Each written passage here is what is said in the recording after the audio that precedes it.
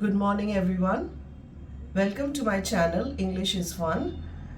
Today I shall be continuing with the lesson number 2, and the first figure of speech for today is personification.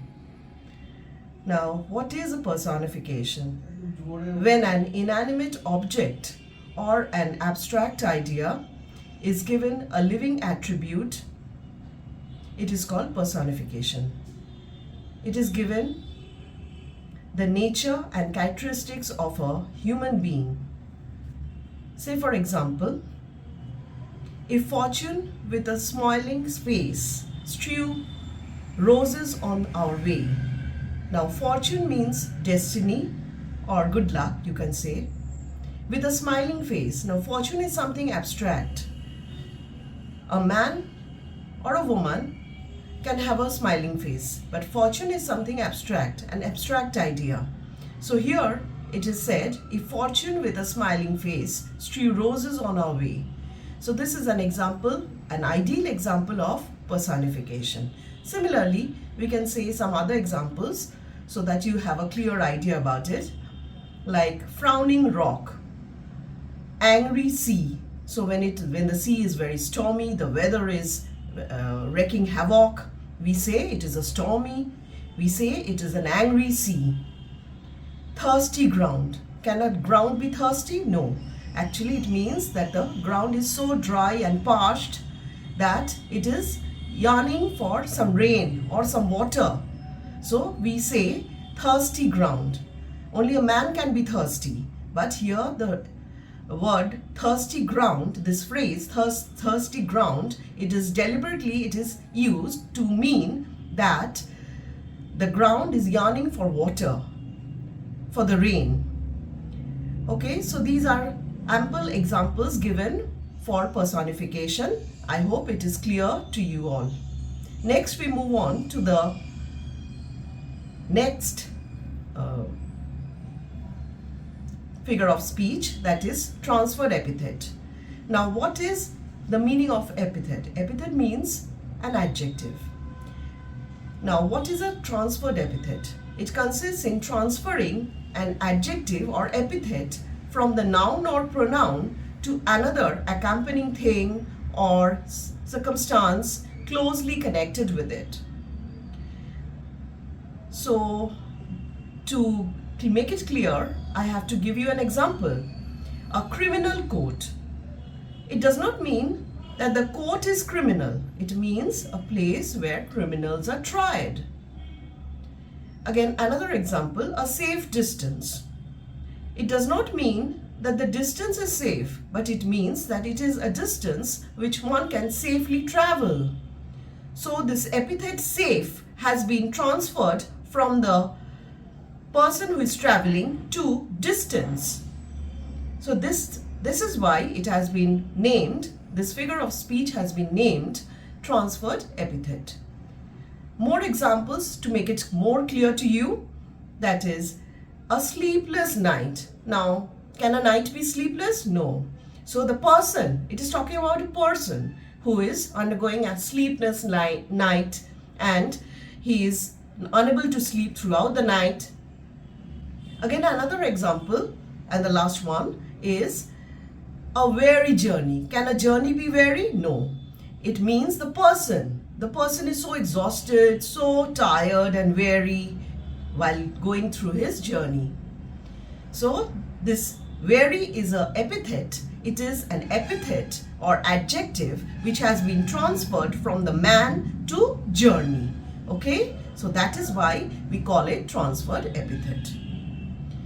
Now let's move on to the next, and it's a very vital figure of speech which you have to know, because there is a very thin line of differentiation between the two, irony and sarcasm.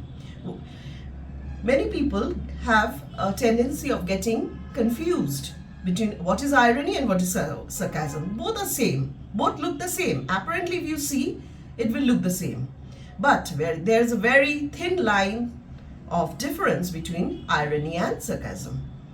Now, irony has been called as a disguised form of satire or sarcasm.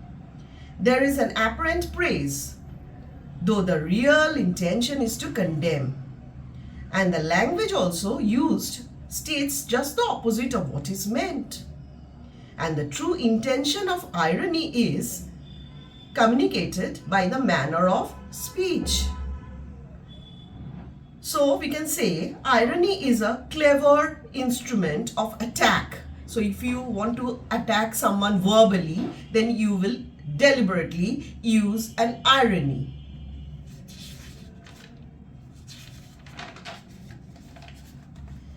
Now, to make it clear, I will give you an example. In Shakespeare's Julius Caesar, Mark Antony, being allowed by the conspirators to speak in Caesar's funeral, repeatedly refers to Brutus ironically as an honorable man.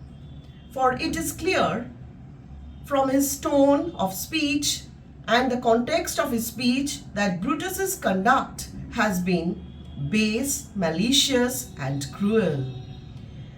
So when Brutus is said and referred to by Mark Antony, I fear I wrong the honorable men. So here Mark Antony is saying this speech, I fear I wrong the honorable men. He means Marcus Brutus and his other conspirators. But he is saying, he's calling them honorable, but he means just the opposite. So this is a very ideal example of irony. Now in satire, the attack is direct. The speaker says what he means, and it is used to express folly and vice in general. For example, if I say, a very fine friend you were to forsake me in my trouble. Forsake means desert me. A very fine friend you were to forsake me in my trouble. See, I'm directly telling what I mean. That you were such a fine friend that you deserted me in my troubled times. And I'm saying that directly. So it is direct. And the speaker means what he says only. In irony, the speaker says something but means just the opposite. But in satire or sarcasm, the speaker says directly, he says what he means. So this is the thin line of difference between irony and sarcasm. I will give you an example of sarcasm or satire. The Jew said to Christ, he saved others, himself he could not save. So see here, the Jews were the enemies of Jesus Christ, and they said this about Christ, he saved others, himself he could not save. So Jesus Christ saved many people, but he himself was ultimately crucified at the hands of his enemies. So this is a personal statement with a view to ridiculing a person individually. So now I hope this is very clear to you, the difference between sarcasm and irony. Irony is an attack which is disguised, which is indirect, apparently praising but actually meaning just the opposite, and the intention is always to ridicule, to condemn the other person. Now we go to the last figure of speech for today's class, that is onomatopoeia. Now this word onomatopoeia is a difficult word to remember, so you have to memorize the spelling. The sound of the words echoes the sense conveyed by them.